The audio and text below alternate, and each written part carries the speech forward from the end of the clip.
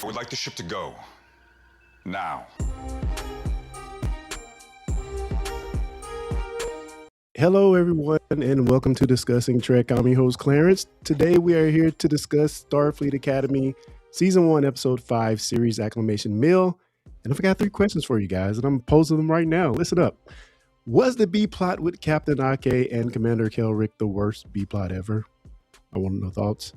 Does Sam now carry Avery Brooks' torch of the emissary?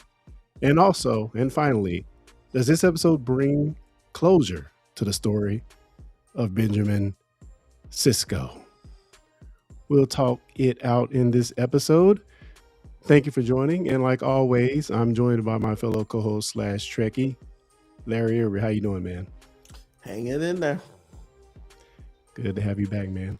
Of course, what we do in this podcast is review Star Trek. Thank you for listening. Please leave a review, like, and subscribe.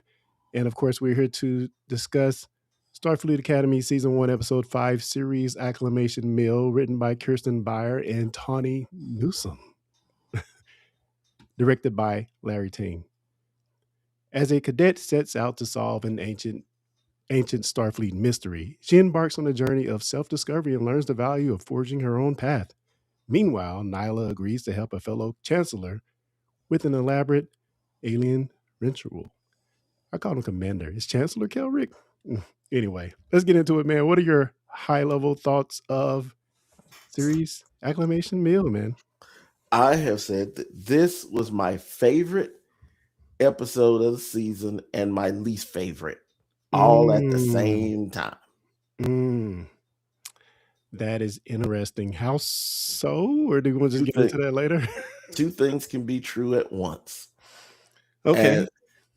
And for me, we probably better get into that later because it'll give too much away up front. Well, let me say this. I can kind of agree with that because honestly, this is one of my favorite parts of this episode. Is some of my favorite stuff I've seen in New Trek, hands down. But I kind of have to look at it in the sense of, does it stand on its own? Or is it totally built off the nostalgia from the past? I don't know the answer to that. We'll talk it out. But I think it's a little bit of both. Mm-hmm. So we start the episode with this playful intro. It actually reminded me a lot of the first Spider-Man movie, where Peter Parker is kind of talking about his events with the Avengers and stuff like that. And maybe even, I haven't seen the movie so long, but is it Scott Pilgrim does some type of the graphics and things they kind of had on this episode? But I thought it was a very fun and playful intro to get us in the story. Honestly, unlike any other Star Trek episode I've ever seen. What did you think of the, I guess, big swing they took with that totally different style of intro for a Star Trek episode? Didn't necessarily love it. I'll tell you why. It was too over the top for me. If we're gonna settle into a very serious story, see, I think sometimes there's time for the shenanigans, and then there's a time to be more introspective, which they did hit on later on, which I appreciated. But I thought it was a little over the top. And I'm completely okay with the quirkiness and the silliness. Sometimes, don't take yourself too serious. But it was way too much for too long. I think I'm totally opposite on that, man. I really, really loved it. I thought it served as sort of a tutorial as well for people. Of course, we don't know much about Sam either, but also other elements of the show as far as Darum, Aremi, and even some more elements of the show. We kind of get that laid out to us in this quirky intro that, I agree it was very over the top, but somehow it really, really worked for me. I'd really love to know what people are thinking about that in the chat. I really haven't heard a whole lot about that part of the episode, but I really thought it worked for what they were trying to accomplish. Yeah. See, I'm totally the opposite. I appreciated her going along. If it was just her telling about all the stuff she's discovered, but then there's the dancing, and then there was the going through the things with great, man. It and they great. go through, it was a little much, man. It was a lot. And Now, there is a much scene for me in this episode, but the intro wasn't it. I love the intro. I love how it okay. booked in, but for me, I think it was the bar scene that was a little too much for me. But we'll get to that. Marge is saying that she liked the intro. It was cute and fun. Yeah, I agree. I thought it was, I think of this show as being lighthearted Star Trek. At least it has been for the first 5 episodes. And it was just like, it solidified that for me. Lighthearted, fun. Mhm. We're gonna hold your hand a little bit to let you know some of the backstory, getting you into this episode. So you know what? I'm down for it. And usually I'm not. So I think they did a good job with that. And I Well, wonder how much Tony Newsom had to do with that. well, you always have to remember too, with an episode like this, whether it's TNG, whether it's DS9, Voyager, Enterprise, whenever you're piggybacking an episode where you're basing an episode of your show largely around what's come before, that's Mhm. tricky. It's just like we all say this about the last episode of Enterprise. They did not. Yeah, that's John unfortunate. says as much. They should have been able to go out on their own and not have us come in. He said, I felt like stepping on their toes, you know. Yeah, but I also felt like such a serious subject to a lot of fans that they brought into this episode. I felt like they took it with care. It was sort of a love letter in a lot of ways to DS9 Avery Brooks, of course. So I thought it worked. I thought that the respect they gave it was great in this episode. Well, that was great. Let's talk about a little of the backstory of Sam. This is a Sam centric at the Sam centric episode overall, but we get a lot of her at the very beginning as well. We get the backstory of Cask, which I don't know if we do much before this episode, but we see that she's only been alive a very short time. Alive, hold on quotes here. Alive a very short time, and they are looking at her as sort of their emissary, quote unquote, to see if can humans or can normal life forms be trusted. Can they be trusted in this day and age? Because they had a troubled past, we'll say, with being enslaved. Photons be free. And they've kind of garnered their freedom somehow. We don't really get a lot of backstory on that. But they are pretty much over this planet. And they want to go out into the world and see, is it safe? Is it safe for non-photonic beings to come to their planet? Again, because of their troubled past. What did you think about that backstory for Cask? I liked it, but it was another one that kind of piggybacked on other things. It's like what was the one? Basically, you remember the Picard episode where they said that there was this race of machines or whatever, and they did that, and that didn't hit at all. Yeah, But they basically have their own planet. Same difference. yeah, same difference. And and it's kind of like the changeling thing. Man, years ago we lived with solids, or years ago we lived with, I guess solids again. Yeah. And we're photonic beings, and Organics, I think they called it in the I episode. felt some of that. We gone through that in Voyager when we were, when they created. Remember, they created all the photonic beings. Yeah, and that's one of the things that I was a bit confused on, because I really expected this being a Sam centric episode. I expected Robert Picardo to play a little bit bigger role. I know, right? In her discovery of what she is, and melding with the organics, as she put it. But he had little effect on what she was doing in the episode. Maybe that was intentional. I don't know. Yeah, but when they started getting into, personally, if I can go ahead with that. Yeah, no, go for it, man. We're jumping around. When they started getting into basically about Cisco, I thought that's where it kicked it. Now, the B story, I'll let you handle. I don't even want to talk about that. It was nonsense, total nonsense. But when she's looking for Cisco, they did take care. This is why I said this is my favorite episode. and my least favorite. There was a lot I didn't like, but that, to the point where I think, God, that was so Star Trek. Yeah. That was serious Star Trek right there, man. Yeah. Where they got into like where they said that it's gone so far that they don't even picture him. Yeah. They don't even show his image, which I was for a minute. I was a little like, ooh, well, hold on now.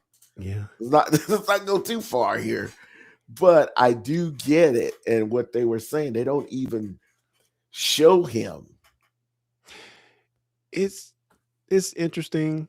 Benjamin Sisko, obviously a religious figure to the Bajoran people. And it's so funny. It's like right there in our face. But when I watched DS9 20 or 30 years ago, I didn't even, I noticed and adhered to the religious stuff, but it is so close to what we think of Jesus if you're Christian, born of a Virgin Mary.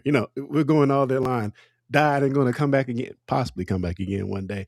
So I feel like they definitely he's a space Jesus, basically. When there's other religions that you cannot depict certain religious, like to even do a depiction of them is blasphemy. And like I said, I respect everybody's culture and their beliefs. And but I was just like, that was such a cool thing to add in. But I'm not copying Trek culture, but I'm giving a down to say I'm going to talk to the Bajorans. Sam has shown so much care for her other ship or classmates and different people. I do not think she would be that clueless is to go in and tell me, hey, what's going on? Is Sisko alive? Is he dead? Y'all still believe in these wormhole aliens? Well, that's the thing we get from her makers, and we'll talk about the makers. But the makers, she expresses to the makers that she's there, and of course they know that she's there to try to learn the organics way of life, the feelings, and all the discovery that the Doctor has had over these last, almost 1,000 years. And I find it interesting of the elements of humanity that she has versus stuff you would think she has, but she's just kind of clueless on. So it almost feels like they're just picking and choosing where she's going to be clueless just to make the story work for them. Yeah, and I didn't care for that. I really, to be honest, I wanted her to have, like, I wanted basically, and if Larry was a Star Trek person, it'd be some good Star Trek too, I'll tell you that. But I wanted to see them talk one-on-one, like her ask this Bajoran, what do you feel about the emissary? What did you think? Hey, how did your family feel about the emissary? Hey, Clarence, what can you tell me about the emissary? I wanted more of that instead of making it kind of a comical thing. Yeah, well, I don't know if it was even comical. She just went in there with the most straightforward and almost purely scientific approach. Okay, guys, let's listen up. I don't know if this guy's dead. I don't know if he's alive. What do you think? Can you help me? I want to talk to him. So she really just took the almost, and it makes sense for a character to take the almost too logical approach, but obviously missing the social graces when you're going to go and talk to the Bajor Club, very religious club. You're just going to go in there, balls to the wall. Well, then I didn't like how Nahla basically is like, it's no big deal. Yeah, you're looking for answers. It's like, come on, Nahla. You got to have to, like, you don't go in this, like, Nahla wasn't born according to her age when Sisko existed. So she didn't know Sisko. Okay. But now see, here's what I'm telling you why I love this. People are going to hear that. Larry, you didn't like it. Wait for it. But I did want Nahla to be a little bit more like, look, you got to be careful. You're talking about people's beliefs, their culture. That's something you got to tread lightly on. Yeah. But again, she's here to learn. But Nahla was just like, So, oh, you're just a stuff. It's not that big of hey a man, she's deal. a hippie. She's hippie. Come on, she's gonna have the alternate view They'll of be, that stuff. they'll be like you and me walking into a Trek convention. Say, okay, explain this Star Trek thing to me. Is it just a stupid TV show, or does it mean something? Or you guys just a bunch of weirdos dressing up and stuff? So I want to take a hard pivot right here and talk about, since we brought Nahla, Captain Chancellor Nahla up. Let's talk about the B plot that's most possibly the worst B plot ever in all of Star Trek. I think there's a reason there that we didn't get in this episode. I think it's going to come into play, of course, the rest of the season. But Nahla spends time helping her fellow chancellor with the elaborate alien ritual for the Afarate, which I get what they were doing. They were just trying to bring these two competing schools closer by bringing the chancellors of each school together. But man, it was such a cringe way to do it. It was really bad. What are your thoughts on the whole ritual Planet Afarate thing that they were doing? Again, I thought the actors were really good. I don't want to say it was the acting. I thought the acting in those scenes were really good. The doctor was hilarious as always. Ake was quirky as always. Kelrick was a fish out of water. Reno was Reno. But the whole scene, the writing of the scene, the need for the scene in such a important, impactful Trek historic Trek episode, it's just like, man, why did they put this in there? I did. I told you I was gonna let you handle that. No Because comments. it's just No, it was bad, and and here's why it was bad. Holly Hunter is an Academy Award winner. Robert Picardo is Robert Picardo, and we know that is awesome. Okay, the actor who plays what's his name, Kendrick? Yeah, Kendrick. Yeah. Okay, I forget this guy's name. We need to learn this guy's name because he is a legitimate prolific. Banaja. Yeah. He is a prolific character actor. He has done his due. I've seen him in tons of stuff. And then Jet Reno. I felt the actors were struggling because they were not struggling. They were awesome, like you said, but they were doing the best with what they had. And it's just like, Holly Hunter and them are like, I'm giving it all I got in this. Yeah. And even at some points, I like Jet Reno was just about to break. Yeah, it looked like she was very uncomfortable. Tig Notaro was like, they really got me doing this unfunnies. I don't know what else I can do in this.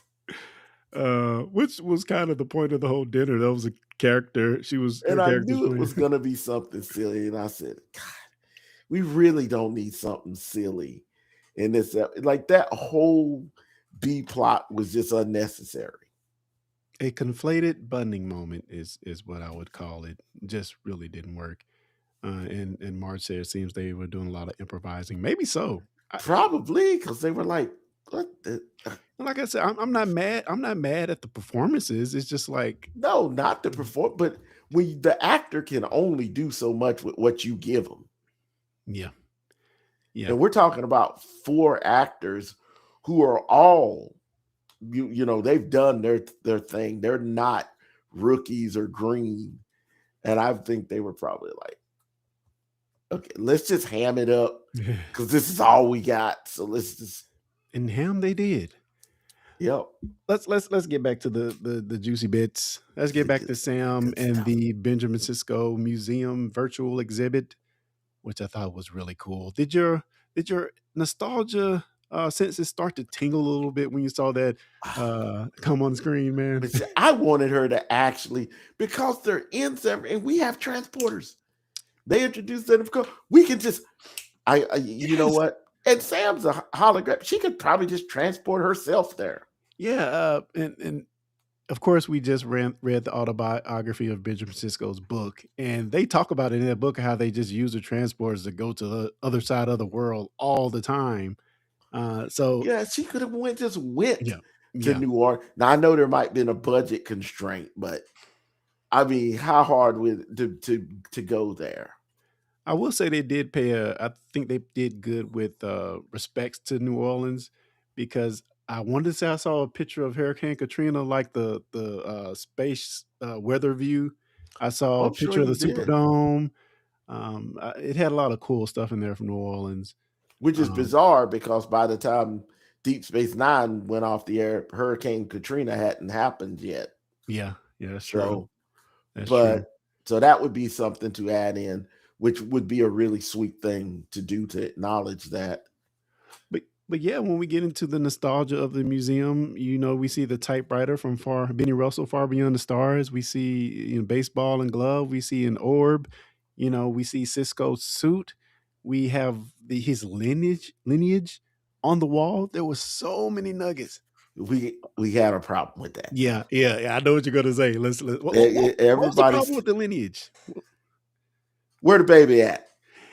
Yeah. Where the baby? Because the baby's been in books. Now, we were told it was a he. When they did What You Leave Behind, the Deep Space Nine, you watched it, right? Yeah. Okay.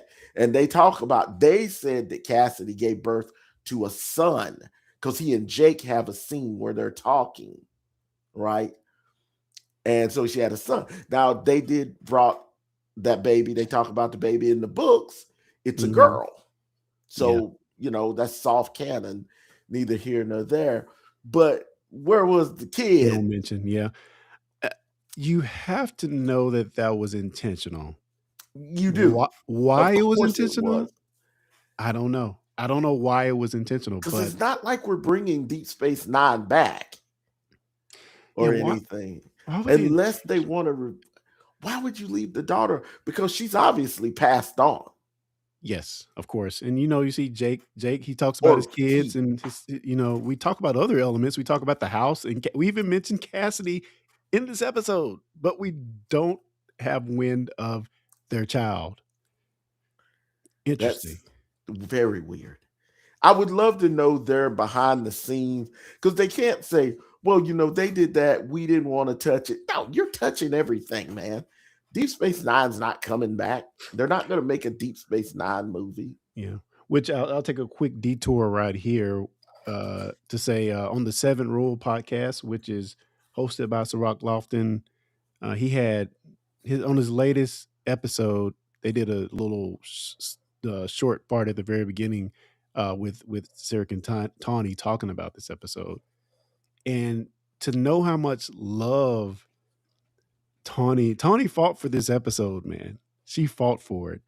And to know how much love and approval they even, Ciroc says he talked with Avery about this episode, different story points to see if it works. He was conferred with them on this episode. So to see them just totally skip that, I don't know what's going on, but it had to be intentional. Of course it was. And I would love to know why, but I will get into that because I'm going to tell you, when I saw Ciroc Lofton, tears, literal tears. I was sitting there and I was like, oh my God, he looks amazing. He looks amazing. I've always wanted to meet him, but I've never been in a con. My buddy, they've met him. He's awesome. They met him and Aaron, before he passed. Tears. Yeah, I've never met Aaron, but I've been to a panel. Actually, it was him. It was Aaron. It was Tom Paris' real name. Robert Duncan McNeil. Yep. Mm-hmm. And Robert Ricardo. They were all three on the same panel. This is Pentagon, Pensacon, excuse me, like in 2018 or something. Mm-hmm. But yeah, I got to see all of them together. But I also got to see just last year. I got to see Ciroc Lofton and Tony Newsom. So that's pretty cool. And you got to meet him. Yeah, I got to meet him. I actually had a good conversation with Ciroc, man. I just saw him walking around the convention. I just stopped and talked to him. Black guy, too black. we just talk. You sound like me and Walter Koenig. When we went to meet Walter Koenig, it's before everybody got there, and I'm walking around. Walter Koenig's walking, and we talked a little bit. And I told him, I said, I love you on Babylon 5. And he said, wow, most people don't bring that up first because Chekhov. Yeah. Yep. So, Yep. but I cried. I cried Yeah. when I saw him. It was in my heart because it's like all I could see was Sirach when he was that little boy on the fishing pier. When we first see him and meet him, and to see this man that he's turned into, and God, does he not resemble Avery with the Uh, shaved head, with the shaved head I and don't the know about that one. goatee? I'm I talking don't about the know. aesthetic, not Maybe a actually looking little. like, but the Maybe a little. aesthetic, Yeah. Yeah. The profile with for the sure. shaved head. Yeah. But yeah, I cried. Yeah. Cried. I was good for most of the episode, but it didn't really hit me. And honestly, this is one of the more I guess emotional Trek episodes I've ever watched. Other than maybe, hold on, I gotta take ramp for a minute, man. I gotta check and see what's going on with that. Okay. But there were so many parts of this episode that I've heard other people online saying they really loved. And like I said, with Sirach coming in and seeing Jake and hearing him talk about his dad, and him even saying the prophets, the prophets weren't always right. Yeah. He did marry Cassidy, and they were very much in love. Yeah, she has to find her own way. It's kind of the overall message I get from the episode. Sam has to find her own way because, like you said, Benjamin had to do it his way.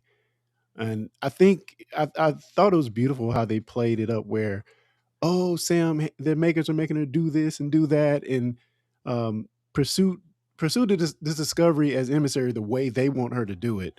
And then when we get to Cisco, like, no, they told him to do stuff. They told him not to marry Cassidy.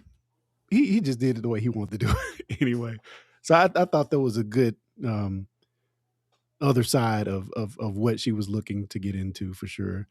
I Go ahead.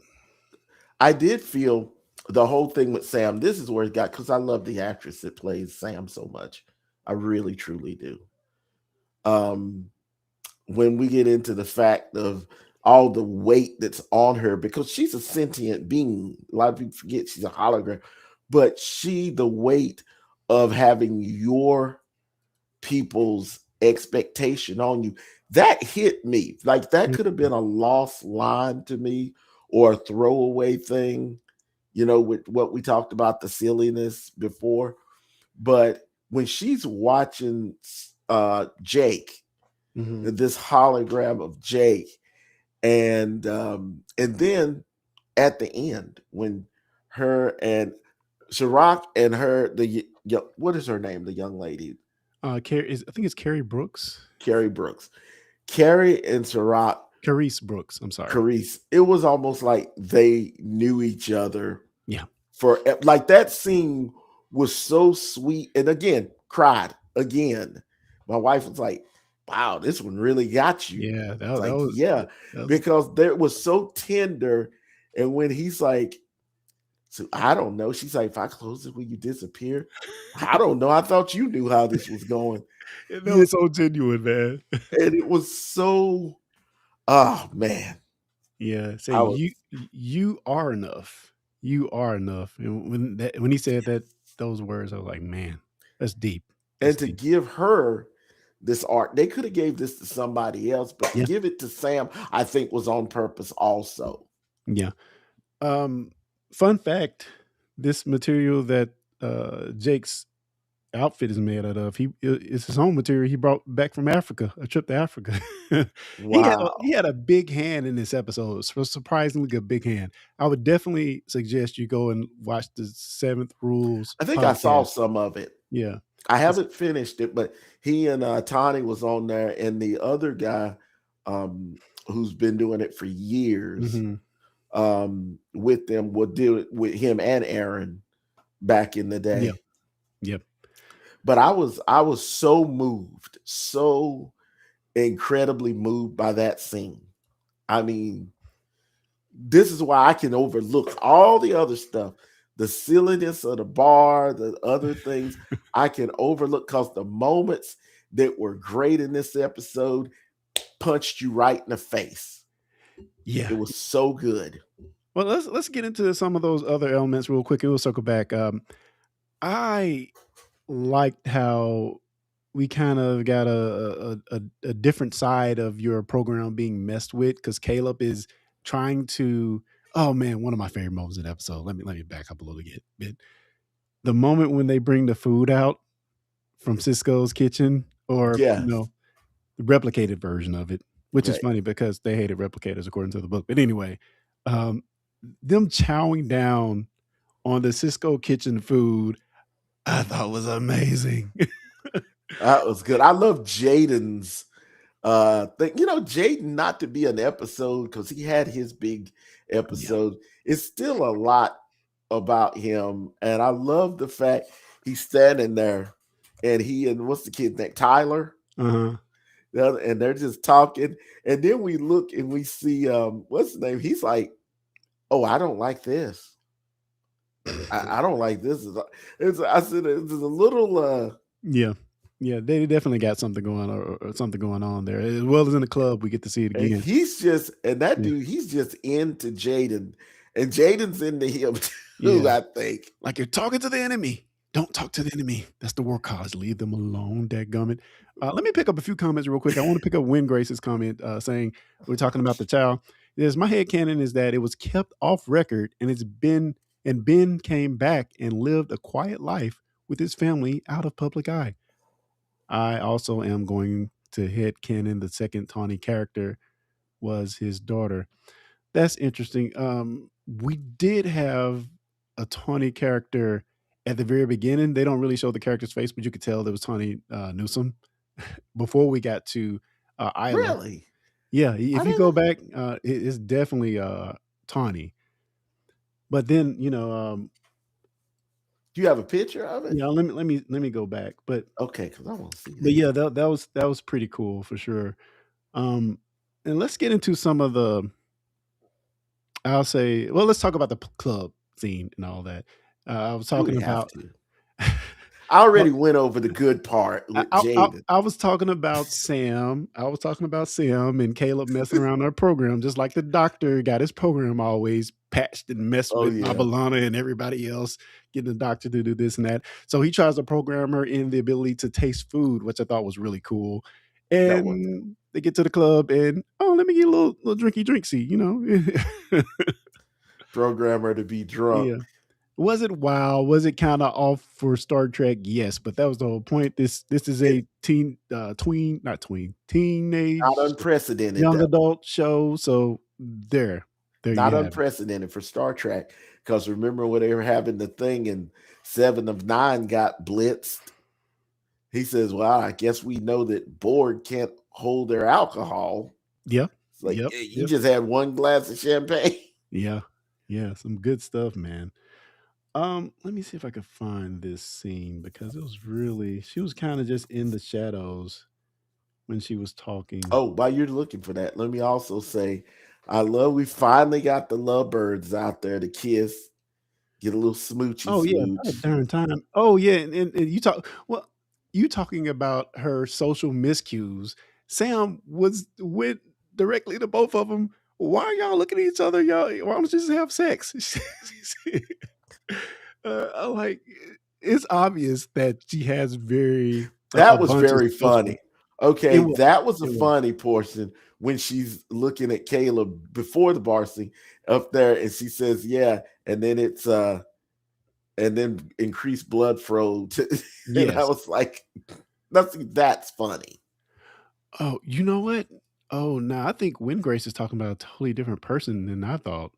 I thought it was a different character. I thought this was Tiny, and maybe I'm wrong. I thought this was Tiny, but I don't think it is. Grace was saying that is a totally different character. Let me see if I can pull it up. Yeah, I was wrong on that. Huh. You were thinking that's his daughter? No, no, I was thinking that was Tiny, Oh, okay. but he was saying this was Tiny. If I pull it up here in the background, which I don't know. It kind of looks like her, but I can't tell. But huh. Well, while we're on it, let's talk a little bit about Isla. The name of my daughter, by the way, Isla, 3 months old. Let's talk about Isla Dax. Another one. Got me. And I was so glad they did it here and didn't do it on Discovery, because I think it would have been too much. Like when we first go back to Trill, remember when they go to Trill? Yes. On Discovery, that's a crier too. When she recited her names, yeah, I fell to pieces, fell to freaking pieces on that. It's still one of my favorite Discovery episodes ever. But to hear Dax and then see she's half Cardassian. Yeah, that's pretty cool. And she said, "Are those?" And when she said, "It's Dax," I went, "Yes." Yeah, that was a good surprise, because I really, as much as this is a DS9 centric episode, I didn't see that coming one bit. And we have two characters. We have her, as well as and she gives Sam the book, the Iceland book. But we also have the doctor who says, "Oh, Zimmerman, Dr. Zimmerman met Cisco as well." So it's kind of cool that we have all these ties back to that era. Really, really cool stuff, man. And I think it was also kind of even though maybe not intentional, but maybe intentional with Tani and Chirac and the rest of them, that the new host for Dax is part Trill and part Cardassian. That's poetic, man. Who actually killed Dukat with the pirates, killed Jadzia. Yeah, how you like them? It's almost like coming full circle. Yeah. And see, this he looks wonderful. Yeah. Awesome. He has the earring as well. He grew right into the role, like his age now. That was just so good. And I was just like, I have to admit, it makes me a bit sad that we're seemingly abandoning this era completely. But I guess who's to say we can't revisit it at some point? But it really seems like they're putting this era of Star Trek, forever on the back burner. And let me mention this too, like also on the Seven Rule podcast. Sirach mentions, that he wondered why creators were so reluctant to explore the DS9 era. Now, we had the founders on Picard or whatever. But he was like, man, they act like they don't want to touch this era again or this show again for some reason. And maybe it's because we have the unexplained Benjamin Sisko, and that's too much to deal with, that we know, since we know Avery Brooks is not coming back. But yeah, it's really, really strange that it seems like this is a forbidden show that we can't go back to. I find it really interesting. And even Derek Tyler Attico, the guy who wrote the autobiography of Benjamin Sisko, if you notice, they skipped DS9 and went to Catherine Janeway. They didn't even broach the Benjamin Sisko story because they didn't know how to do it. So that's one of the innovations, I guess, he brought, because he was able to craft a story that they can actually bring back, or bring the story back, because they didn't want to touch it at all, which is really interesting. My headcanon is that this Asylum book is actually the autobiography of Benjamin Sisko that was unreleased, and he kind of just kept it in house. That's my headcanon for it. Anyway. Okay. I think we got a little lag going on. Cool beans. Okay, but I'll share this with you. I don't know if we've talked about this in all the years. Okay, so when I actually went to a convention way back in North Carolina, right outside of Charlotte. It was the launch. It was the first time we were going to get to talk to people about Deep Space Nine. Deep Space Nine had not come out yet. And the people who were there, Michelle Forbes was there, who was supposed to be on Deep Space Nine, but we know she wasn't. And then Nana Visitor was brought in as a different character, Kira Nerys, one of my favorite characters of all time. Cole Meany was there. Jonathan Delancey was there. So we had a pretty stacked lineup. But we got to talk to members of the production crew about Deep Space Nine before it had come out. And they were telling us things about, hey, we got a whole set that where the station revolves around, they're talking about the promenade. Mm-hmm. But, at that time, it doesn't make sense to you because you don't know. So I always cherish that in my memories of Trek memories, a convention that, hey, I got to sit down and actually listen to people who worked on, in fact, What You Leave Behind, the lady who was one of the directors who talked about it being hard to work with Avery at first or whatever, she was there. That's interesting. It was very interesting. And like John Delancey, didn't know he would end up on DS9. He had to get punched in the face, apparently. Hey, you got to punch a cue. But I enjoyed another part of this episode. See, I'm into all the good stuff now. Was when she was, that's a great, that beginning scene. I didn't like what happened after, but just the thought of that was a big deal. My cousin and I, that was a big deal. And I'm just going to say it, a black man being the chosen one. Like in most TV and books and things of that nature, we're either the sidekick or the stereotype, the magical Negro who helps the other character reach their full potential, which and I always say that could have been the case for Guinan, but they were so great on writing Guinan, it never came off that way. But just the whole fact that was a big deal for him and for me and a lot of us to have Avery Brooks be this chosen one. It's big. Yeah. It's kind of like we said Star Trek is all about diversity and inclusion, infinite diversity and infinite combinations.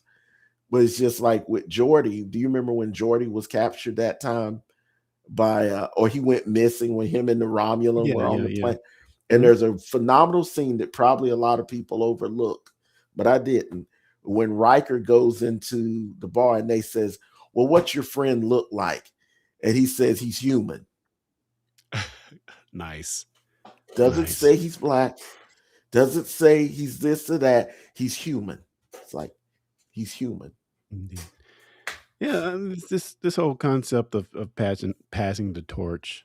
I don't know how significant that is, but I think it is significant for the character of Sam. And I really want to see what they do that going forward. I really liked I like the idea of the makers as well. Just to go back a little on some of the things that happened in the episode. I like how they just pop in her head and give her a message whenever they want to. I did like that. Funny. Yeah. I was like, is she just doing that and only she can hear them? And then I just saw her standing out there, and they did that transition really well. Yes. How she's standing out there, and then all of a sudden it stops, and you see everybody around her go, kind of like the Matrix. Everybody just starts moving, and she's like, and they're like, Sam, are you? Yeah, man. That's just like really well. Her story is really well done in this. What we love determines our choices. Indeed. That's one thing I loved about the Vosh thing in Picard, how they had this whole program in her head, her mother and all that stuff. I thought that was a stroke of genius to say. So she doesn't even know. She thinks like her mother is a real person. And I thought about when Sam's doing that these people are in her head. And I'm kind of wondering if there's more to the story that she doesn't even know.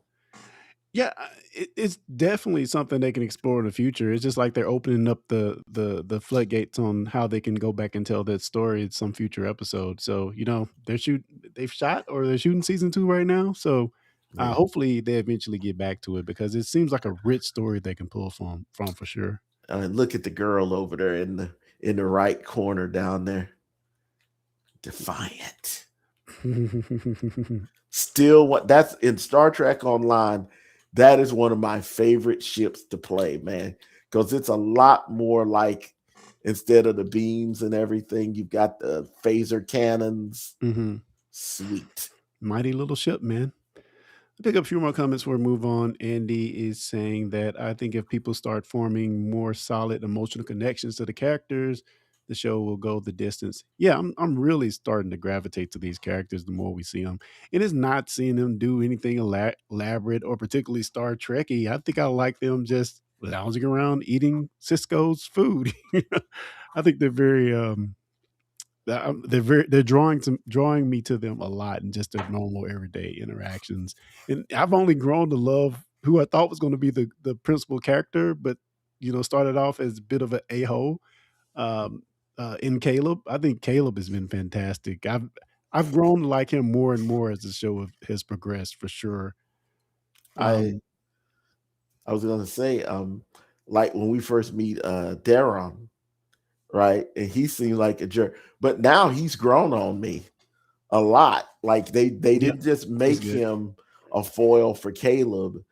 Now, I thought that was cool.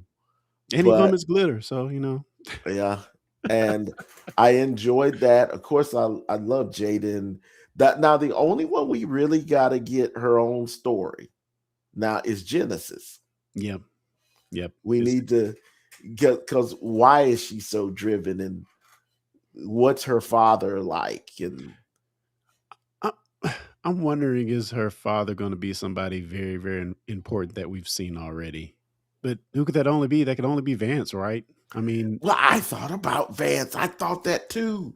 I said, what if one of these kids, because they never say who's Vance, and I mean, it is the future. We got mhm, all kind of hybrid people walking around. We've seen half Klingon, half Jemadar. We've seen half Klingon, half Tellarite. Now we've seen half Cardassian, half yeah, Trill. yeah, So that would be something. yeah. Wingray says, how many of these teachers are not from centuries ago? That's interesting because, of course, we mentioned the doctor. We have Isla as well.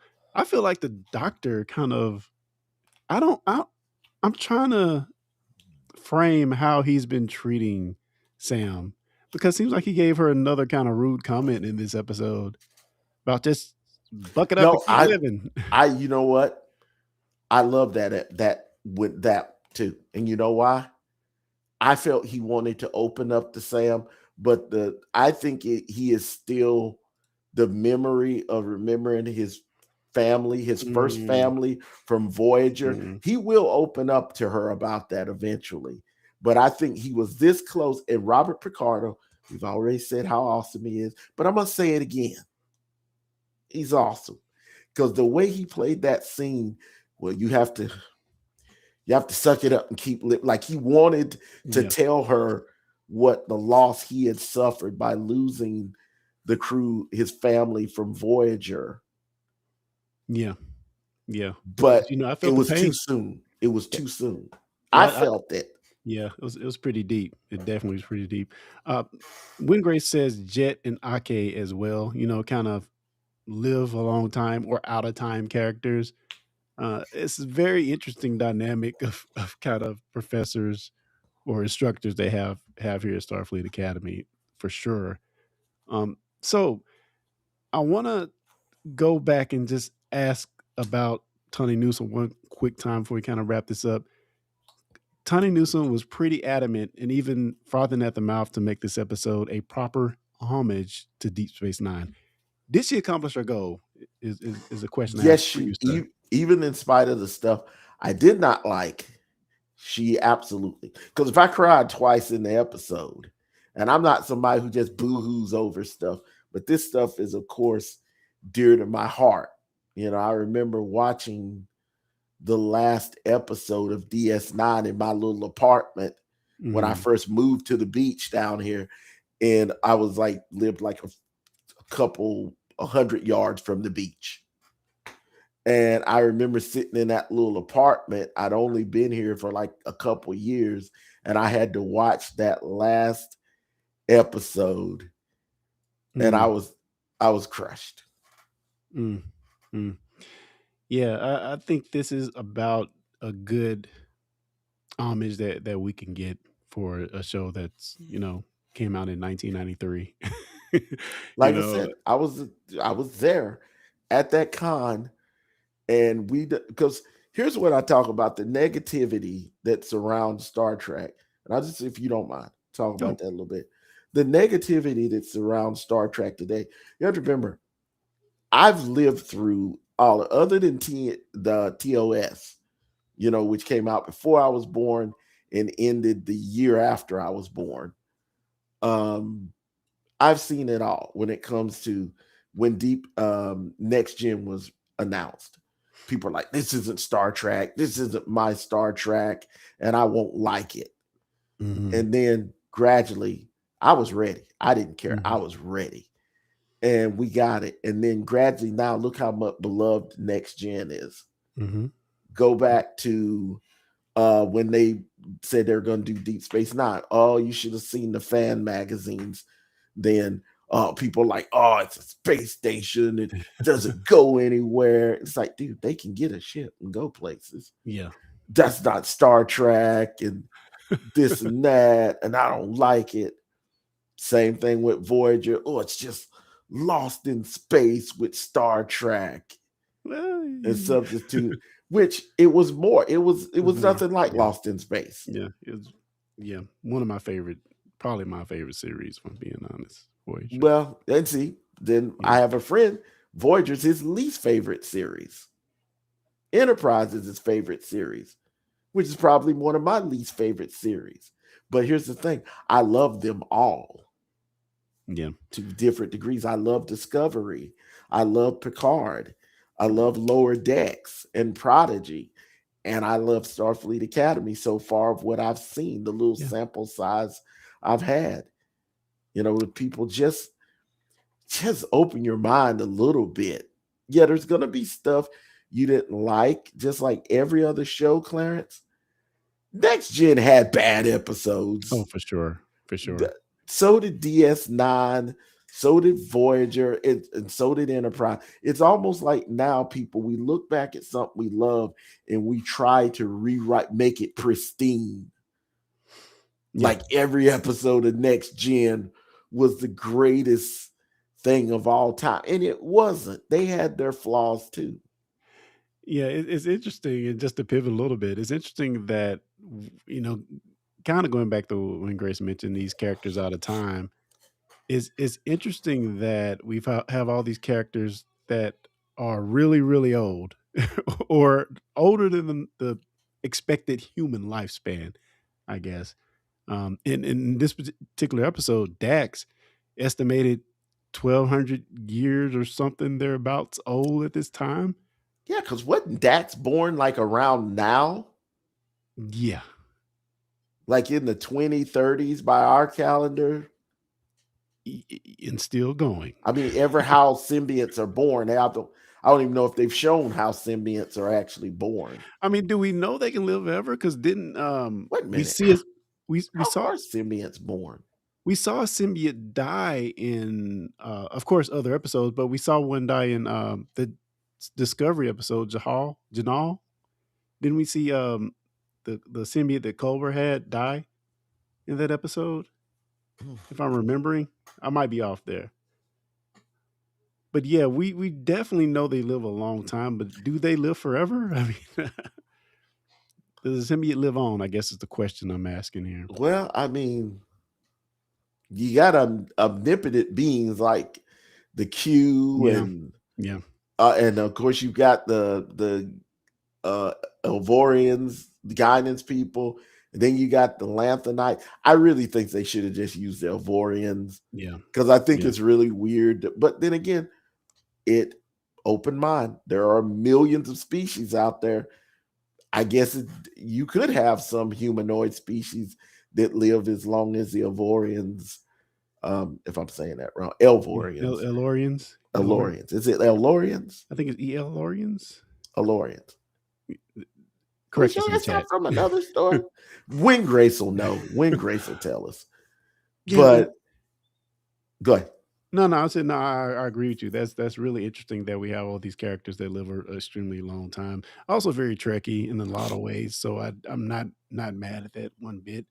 One other tidbit I really thought about in this episode, if you remember all the times that Benjamin was in the wormhole, they always go to great lengths to say their time is not linear, you know.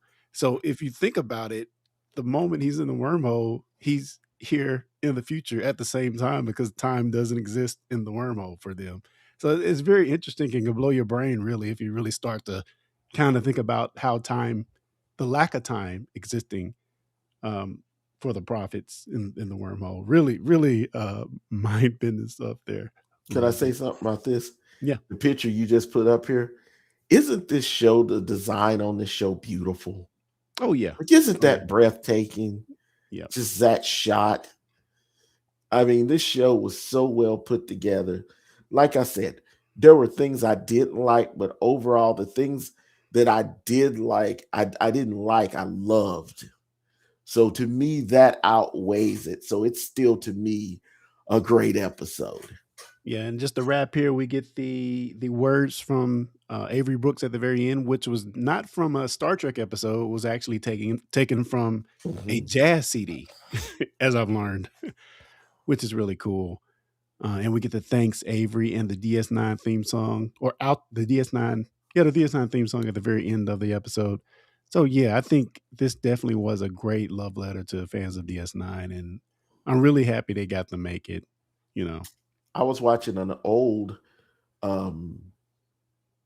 Trek Culture while we was getting ready for this the night while I was cooking and everything, and there was one on there where they were talking about how Rick Berman was against the Deep Space Nine. Like, he didn't like the fact that there was going to be a war with the Dominion of this, but then he went off to do Voyager. He and Michael Peeler and Jerry Taylor, which we lost Jerry and Michael now. And so what's the name of them just kind of got to do whatever they wanted to do. And I'm telling you, they went places. I've heard Riker and them say it, or Frank say it, many members of the TNG, many members of Voyager, even in they said, we got to go places on Deep Space Nine, places that the other characters on shows said they wish they could go. Yeah. So beautifully done, man. Brittany is giving us 2 bullseyes here. What is your rating for the episode? If you're in the chat, go ahead and drop your rating. We're going to give ours. Yep. And let me pick up this comment from Win Grace real quick. Yes, they gave an average lifespan in Disco, but we don't know if Dax lived straight through. Maybe she was in stasis. Good point. Or the planet from Meridian for 400 years. Yeah, that's possible. She could have been in stasis.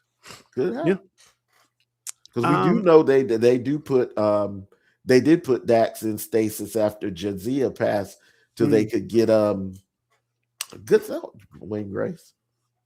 So let's go ahead and give ratings. I'm going to go first this time, Larry. I'm going to give this one 4.5. 4.5 typewriters out of 5. Beanie Russell typewriters out of 5. I hate to dox it for the B plot, but it was so bad. A waste of my time and yours. But don't let it bother you. Okay, so I'm going to give you mine, and I'm giving it, this is a tribute to Kyle, I'm giving mine 4.7 profits Very out of 5. Very well then. Because I know you think, like, see, I told you were going to be surprised when you hear me giving all the things I didn't like. Mm-hmm. So let's go ahead and pick up some of the ratings from the chat room. We have 5 trill spots out of 5 from Retney and 4 out of 5 holographic orbs from Mars. Yeah, man, the visuals in this episode are so good, man. And I had fun. I probably watched this one like 3 or 4 times already. I had a lot of fun revisiting this one. I've watched it twice all the way through. I'll be honest, I skipped the intro was good, man. I skipped it. I was just like, I was watching. I was like, no, I didn't skip the intro, but I skipped the B plot stuff. Every time that came up, I just went. Yeah, it was bad, as we've stated. All right, guys, thank you all for joining. It's been a lot of fun, and I can't wait to see what they do with the last half of the season. I think they've done a great job with the first half, and hopefully the last half is interesting. It's equally as fun. Excuse me. I know we're going to get Nus Braca back at some point, and maybe even talk to Anna Mazzoni. Caleb's mother may come back at some point. You got a prediction? I don't, man. Well, other than what we did before, saying that she might be a bad person. Yeah, I really think if they seize on that moment, which would kind of remind me of it's a Batman thing, but somebody's looking at Robin was looking for his mother, and Jason Todd, he's looking for his mom. He's looking for his mom. I finally found you. Come find out. Mama shady as can be. Straight up. And Redney is saying Drunk Sam was one of my favorite in this episode. Yeah. I thought Drunk Sam was almost as good as Drunk Burnham. Burnham, when she gets that stuff and gets high. That scene, man. God, that scene is awesome. And she's like, oh, I got a friend, Tilly. You cannot give her this. And no, where's Tilly? No Tilly in the season so far. It's coming. Are we sure Mary Wiseman is going to be in the season? Yes, they already said she's in it. But they did say, nobody's going to be like.